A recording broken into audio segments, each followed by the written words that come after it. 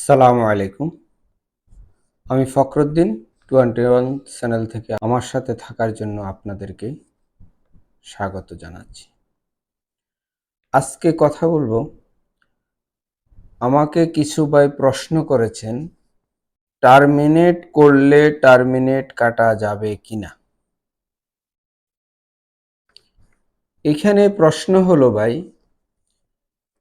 Terminate যদি আপনাকে Saudi আরব আসার 15 মাসের ভিতরে করা হয়, যেটাকে আমরা সাধারণত সহজভাবে বুঝি হুরুপ দেওয়া হয়।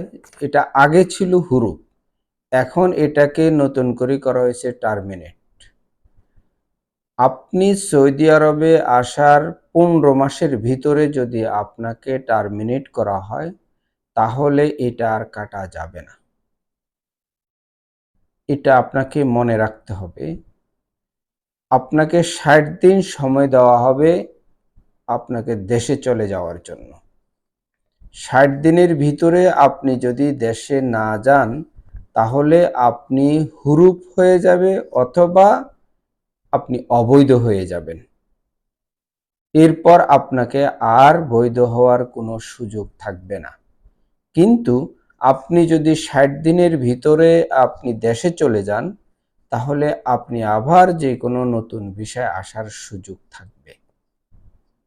এটা হলো মোদ্দা কথা। এটা আপনাকে মনে রাখতে হবে।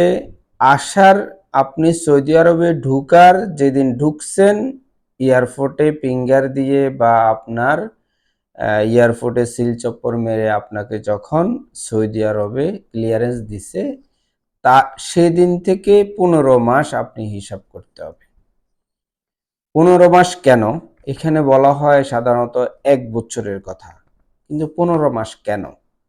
এইখানে গিয়ে অনেকে বিভ্রান্তিতে পড়ে। সেটা হলো 15 মাস আপনাকে 1 বছর, কিন্তু পিরিয়ড একটা টাইম থাকে, সেটা হলো 3 মাস। অর্থাৎ আপনি সৌদি আরবে ঢুকার পরে আপনাকে 3 মাসের একটা সময় দেয় সৌদি গভর্নমেন্ট। এটা কেন দেওয়া হয়? আপনি যাতে 3 মাসের ভিতরে আপনার সমস্ত কাগজপত্র রেডি করে আপনি আকামা বানাতে পারেন। এই 3 মাস আপনি বৈধ, এই 3 মাস আপনি পাসপোর্ট দিয়ে বা আপনাকে ভিসার কাগজ দিয়ে আপনি চলতে পারবেন। এই 3 মাস পরে গিয়েই আপনার সমস্যা হবে, তখন আপনি কিন্তু আর লিগ্যাল ওয়ে নেই। এখন এই 3 মাস পরে হলো আরো 1 বছর, তাহলে এই 3 মাসও গভর্নমেন্ট ধরে। অতএব আপনি 3 মাস এবং 1 বছর, টোটাল 15 মাস। এই 15 মাসের ভিতরে আপনাকে যদি আপনার কফিল কোনো টার্মিনেশন দেয়, তাহলে আপনাকে 60 দিনের ভিতরে দেশে চলে যেতে হবে। এটা হলো মূল কথা। আর 60 দিনের ভিতরে আপনি যদি দেশে না যান, তাহলে আপনি অবৈধ হয়ে যাবেন বা হুরুপপ্রাপ্ত হয়ে যাবেন। এখন আসেন, যদি আপনাকে 60 দিনের ভিতরে হুরুপও দিল না, টার্মিনেটও করলো না, আপনি এমনিই থেকে গেলেন, তাহলে আপনি যে কোনো মুহূর্তে কাফালা হয়ে যেতে পারবেন। এটা আপনার একটা সুযোগ থাকে যে আপনাকে আপনার কফিল হুরুপ দেয় নাই বা কিছুই করে নাই, তাহলে আপনি কাফালা হয়ে যাবেন। এটা হলো আপনার সুযোগ। আর এখানে আরেকটা কথা বলি, সেটা হলো, এখন আপনাকে হয়তো 60 দিনের ভিতরে আপনি চলে যাননি, তাহলে আপনি তো অবৈধ হয়ে গেলেন। এখন আপনার করণীয় কি? আল্লাহর কাছে দোয়া করেন, যদি কোনো সুযোগ আসে, সৌদি গভর্নমেন্ট যদি কোনো সুযোগ দেয় বৈধ হওয়ার, তখন আপনি বৈধ হয়ে যেতে পারবেন। আর না হয় যতদিন সেফলি চলে আপনি কাজকর্ম করতে থাকুন, বাকি আল্লাহর ইচ্ছা। এরকম অনেকে আছেন, অনেকে থাকতেছেন, সমস্যা হচ্ছে না। সমস্যা হয়ে গেলে তো কিছু করার থাকে না ভাই। এটা হলো মূল কথা। দ্বিতীয় আরেকটা প্রশ্ন করা হয়েছে, আর আরেকটা কথা বলি, সেখানে সব সময় কিউয়া, আফসার এবং আপনার মোবাইলের মেসেজ, এই 3টা জিনিস চেক করবেন।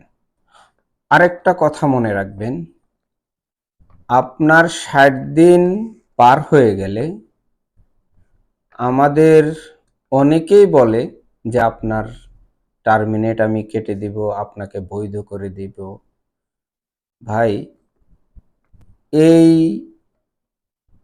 লোকের পাল্লায় আপনি পড়বেন না। কেউ পারবে না আপনার টার্মিনেট কাটতে, আপনার কফিলও পারবে না। 60 দিন যখন পার হয়ে যাবে তখন আপনার কফিলও আপনার টার্মিনেশন কাটতে পারবে না।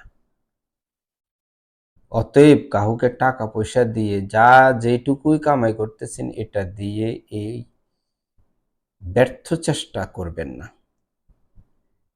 এরকম অনেকেই করে বেকায়দায় পড়ছে।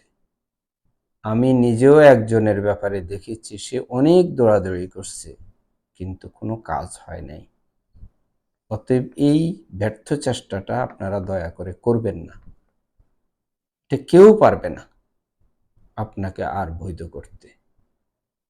আল্লাহর কাছে দোয়া করুন, সুযোগ যদি আসে কাজে লাগাবেন।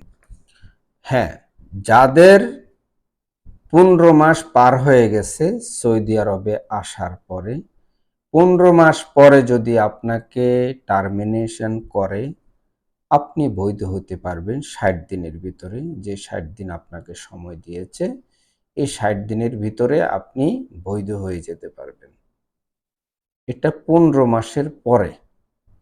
এটা সবচেয়ে বেশি মনে রাখবেন, আপনার আসার পর থেকে 15 মাসের ভিতরে আপনি যদি টার্মিনেশন খান তাহলে আপনি আর বৈধ হতে পারবেন না, আপনাকে 60 দিনের ভিতর দেশে চলে যেতে হবে। আর যদি 15 মাসের পরে আপনাকে টার্মিনেশন করা হয় তাহলে আপনি 60 দিনের ভিতরে বৈধ হতে পারবেন, কাফালা হতে পারবেন, আপনার কোনো অসুবিধা হবে না। এটাই হলো মূল কথা। আরেকটা প্রশ্ন করেছেন, চুক্তির মেয়াদ থাকা অবস্থায় আকামার মেয়াদ শেষ হয়ে গেলে কাফালা হতে কফিলে বাধা দিতে পারবে কিনা? জি, আপনার চুক্তির মেয়াদ আছে কিন্তু আকামার মেয়াদ নেই। আকামার মেয়াদ পার হয়ে গেছে, 1 মাস হয়ে গেছে, 2 মাস হয়ে গেছে বা 3 মাস হয়ে গেছে, কিন্তু আপনার চুক্তির মেয়াদ রয়ে গেছে। এতে আপনার কফিল ইচ্ছা করলে আপনাকে বাধা দিতে পারবে। আপনি যখন কাফালা হতে যাবেন, কারণ তার কাছে একটা ডকুমেন্ট রয়ে গেছে, সেটা হলো চুক্তিবদ্ধ আপনি যে হয়েছিলেন, এই চুক্তিটাকে আপনি 2 বছর তার এখানে কাজ করতে হবে। হ্যাঁ, নানান কারণে সে আকামা বানাতে পারতেছে না। সে অভিযোগ দিতে পারে যে আমি আকামা বানাবো কিন্তু এখন পারতেছি না। কিন্তু আপনার চুক্তির মেয়াদ আছে, সে ইচ্ছা করলে আপনার কাফালা হওয়া ভেটো দিতে পারে। এই ক্ষেত্রে অনেক সময় লেখা আসে পেন্ডিং পিরিয়ড, এরকম একটা লেখা আসে। তো এটা সতর্ক থাকতে হবে। এই পেন্ডিং পিরিয়ডটা 3 মাস পর্যন্ত থাকে। আপনি যখন কাফালার জন্য আপনি অ্যাপ্লাই করবেন বা তলব দিবেন তখন এটা পেন্ডিং পিরিয়ডটা দেখায়। কারণ মুক্তব আমিল থেকেও এটাকে একটা পেন্ডিংয়ে রাখে, যেহেতু দ্বিতীয় পক্ষ থেকে একটা বাধার সৃষ্টি আছে। তো ওই ক্ষেত্রে হয়তো বা 3 মাস পরে আপনার এটা কাফালা হয়ে যেতে পারে। আর কফিল যদি বাধা দেয় তাহলে নাও হতে পারে। এটা আপনাকে মনে রাখতে হবে। যদি আপনার চুক্তির মেয়াদ থাকে কিন্তু আকামার মেয়াদ নেই, আপনি কাফালা হতে চাচ্ছেন, তাহলে আপনার কফিল ইচ্ছা করলে ভেটো দিতে পারবে আপনাকে। 3 নম্বরে আমাকে আরেকটা প্রশ্ন করছেন পাসপোর্ট নিয়ে। অনেকে পাসপোর্টের মেয়াদ শেষ হয়ে গেছে, পাসপোর্ট করার জন্য জমা দিয়েছেন এম্বাসিতে গিয়ে, এখনো পাসপোর্ট আসতেছে না। 2 মাস হয়ে গেছে, 3 মাস হয়ে গেছে, অনেকের আরো বেশি হয়েছে, পাসপোর্ট আসতেছে না। এটা আসলে কিছুটা সমস্যা হচ্ছে অনেকেরই। আপনাদের যাদের আকামার মেয়াদ শেষ হয়ে যাচ্ছে, আপনারা পাসপোর্ট পাচ্ছেন না, আমি এর আগের একটা ভিডিওতেও বলছি, এখনো বলছি, আপনারা 6 মাসের বা 1 বছরের হাতে লেখা পাসপোর্ট বানিয়ে আনুন, অথবা আপনাদের আফসেরের মাধ্যমে, জাওজাতের মাধ্যমে আপনাদের পাসপোর্টের কিছুদিন মেয়াদ বাড়িয়ে নেওয়া যায়, এতে কিছু টাকা খরচ হয় সম্ভবত, করে আপনি আপনার আকামা বানিয়ে নিন। এখন পাসপোর্টের সমস্যাটা কি হয়েছে আপনারা নিশ্চয়ই শুনেছেন, আমাদের উপদেষ্টা মণ্ডলীর আসিফ নজরুল সাহেব কয়েকদিন আগেও বলছেন যে উনারা ই পাসপোর্ট সবাইকে দেওয়ার জন্যই কিন্তু কাজ চলতেছে। এখন আমরা যারা বিদেশে আছি, ওরা ই পাসপোর্টে কিছুটা সমস্যা আছে, এই জন্যই এমআরবিটাই আমরা চাচ্ছিলাম অনেকেই।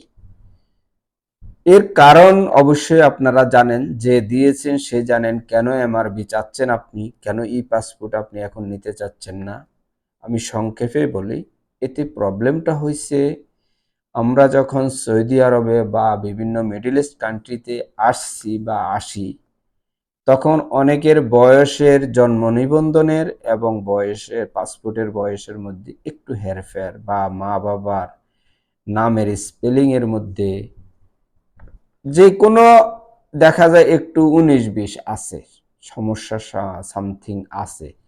কারণ বিদেশে আসার জন্য পাসপোর্ট যখন করে তখন অনেক কিছুই তাকায় না, একদম খুঁটিনাটি ভাবে তখন করে ফেলছে। এখন দেখা যায় জন্ম নিবন্ধনের সাথে তার এটার মিল, বা ভোটার আইডি কার্ডের সাথে তার এটার মিল হচ্ছে না। এই ক্ষেত্রে যাই এমআরবিটা, অর্থাৎ আপনার পূর্বের পাসপোর্টটাই আপনার গ্যারান্টেড, বা এটা দিয়ে আপনার চলতে হবে। তো আর ই পাসপোর্ট বানাতে গেলে অবশ্যই জন্ম নিবন্ধনের পেপার দিতে হচ্ছে বা ভোটার আইডি কার্ডের পেপার দিতে হচ্ছে। তখন যাইয়া দেখা যায় উনার সমস্যা তৈরি হচ্ছে। এখন আসিফ নজরুল সাহেব যেটা বলছেন যে এমআরবি বানাতে গিয়ে যে পেপার প্রয়োজন হয় বা যে একটা হার্ড পেপার থাকে, ওটা ওনাদের কালেকশনে কম ছিল বা আছে। ওনারা যেহেতু ই পাসপোর্টের দিকে ঝুঁকছেন বেশি, অতএব ওটাকে গুরুত্ব দিছিলেন। এখন দেখা গেল প্রবাসীরা যখন এমআরবি পাসপোর্টের জন্য দেখা যায় অ্যাপ্লাই করছে বা জমা দিছে, তখন ওনারা ওই পেপারটা সংগ্রহ করার জন্য একটু দেরি হচ্ছে। এবং আমাদের উপদেষ্টা আসিফ নজরুল সাহেব বলছেন ইনশাআল্লাহ ডিসেম্বরের ভিতরে এই সমস্যার সমাধান হয়ে যাবে, এবং এটা উনি আশ্বাস দিয়েছেন। আমিও আশা করি ইনশাআল্লাহ এর ভিতরে যারা জমা দিয়েছেন পেয়ে যাবেন। তো এটা নিয়ে আপনাকে দুশ্চিন্তাগ্রস্ত থাকার দরকার নেই। ইনশাআল্লাহ এটা ডিসেম্বরের ভিতরে অবশ্যই আপনারা পেয়ে যাবেন। আর ইমার্জেন্সি আপনার যেহেতু আকামা বানাতে হচ্ছে, অতএব আপনি 1 বছরের বা 2 বছরের মেয়াদ বাড়িয়ে আনুন এম্বাসি থেকে, অথবা আপনি জাওজাত থেকে আপনার আফসিরের মাধ্যমে পাসপোর্টের মেয়াদ বাড়িয়ে নিন, আপনি আকামা বানায় ফেলতে পারবেন। পরিশেষে আমি আপনাদেরকে একটা কথা বলবো, ভাই, আমরা যারা বিদেশে আসি, বিশেষ করে মিডল ইস্ট কান্ট্রিগুলিতে আসি, এক সময় ছিল ফ্রি ভিসা পাওয়াটা কঠিন ছিল এবং ফ্রি ভিসা আসাটা একটা গর্বের ব্যাপার ছিল।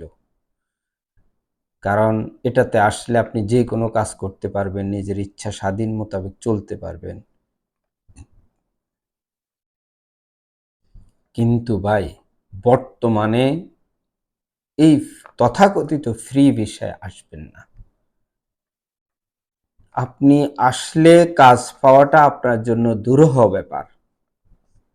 বিশ্বাস করেন ভাই, আপনারা আমাকে ভুল বুঝবেন না। আমি এর আগেও আরেকটা ভিডিওতে বলেছিলাম, অনেকে আমাকে এটা নিয়ে একটু রাগ করছেন। রাগ করার কিছুই নেই ভাই। বিশ্বাস করেন, আমার নিজের চোখে দেখা, আমার আশেপাশে অনেক বাংলাদেশি ভাইয়েরা বেকার বসে আছেন। 4 মাস হয়ে গেছে, 5 মাস হয়ে গেছে, 8 মাস হয়ে গেছে, এরকমও অনেকে বসে আছেন যে এখনো কাজ পাচ্ছেন না। যিনি উনাদেরকে নিয়ে এসেছেন উনি হন্য হয়ে কাজ খুঁজতেছেন, কাজ দিতে পারতেছেন না, বসায় বসায় উনাদেরকে খাওয়াচ্ছেন। কারণ কাজের চেয়ে লোক যদি বেশি হয়ে যায় তখন কাজ কিভাবে পাওয়া যাবে আপনি বলুন? হ্যাঁ, আপনি আসুন, যে কোনো কোম্পানির বিষয়ে আসুন, শরিকের বিষয়ে আসুন, বা ব্যক্তি মালিকানার বিষয়ে আসুন, যে মালিকের কাজ আপনি করবেন, বেতন 10 টাকা কম হোক, তাহলেও মালিকের বিষয়ে যদি আসেন এবং মালিকেরই কাজ করবেন আপনি, আমি মনে করি অনেক বেটার। বা বিভিন্ন কোম্পানি আছে, কোম্পানিতে সবচেয়ে ভালো সুযোগ সুবিধা এখন। আপনি কোম্পানিরা অনেক সময় নিজেরাই গিয়েই বাংলাদেশ, ভারত, পাকিস্তান, নেপাল, ভুটান, ইন্দোনেশিয়া এসব রাষ্ট্র থেকে তারা লোক নিয়ে আসে। তবে এর জন্য কিছুটা দক্ষ হতে হবে আপনাকে, ওরা কাজের লোক খোঁজে, যে আপনি কি কাজ জানেন সেই কাজ অনুযায়ী আপনাকে নিয়ে আসবে। আপনি কাজ শিখুন দেশে, এরপর আপনি বিদেশে আসুন, অবশ্যই আপনার জন্য ভালো কিছু আশা করা যাবে। কিন্তু কোনো কিছুই জানেন না, আপনি হুট করে চলে আসলেন বিদেশে এবং ফ্রি ভিসায় চলে আসলেন, আপনি যে কতটা সৌভাগ্যবান হবেন বা আপনি কতটা নিজেকে স্থিরভাবে দাঁড় করাতে পারবেন, বা আপনি যেই দেনা করে বা লোন করে আসছেন সেই লোন শোধ করতে পারবেন কতদিনে, এটা ভাই অবশ্যই একটা চিন্তার বিষয়। আমি আপনাদেরকে বলবো, ভুল না বুঝে আপনারা বিদেশে আসুন, তবে কাজ শিখে আসুন এবং কোম্পানির বিষয়ে আসুন, অথবা কফিলের কাজ করবেন সেই বিষয়ে আসুন, অবশ্যই আপনাকে আমরা স্বাগত জানাই। অতএব সবাই ভালো থাকবেন। আসসালামু আলাইকুম।